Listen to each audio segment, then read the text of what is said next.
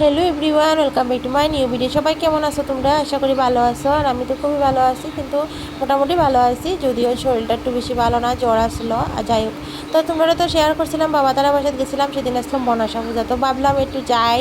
আর মায়ে ফোন করে আমার কইসলা আইও আজকে আমি খিচুড়ি রান্না, আমার মায়ের হাতে খিচুড়ি খাইতে খুবই ভালো লাগে, তাই ভাবলাম স্কুল বন্ধ আছে তো যাই গিয়া। তো আমি আর বোন দুজনে প্ল্যান করে গেলাম গিয়া। আর এখানে ধোয়াই গেছি, আওয়ার পরে দেখো এখানে দেখতেছি বড় মাসি বই গেছিলাম, মানে সবজি কাটার লাগিয়া। আর সবজি টবজি খাইটা যেহেতু আমরা রাইতে একটু লেট হয়ে গেছে, আর মায়ের দিকে রান্নাও বসে দিচ্ছ না, ইয়া দেখি আর মাসি হেল্প করে দিলে এরা।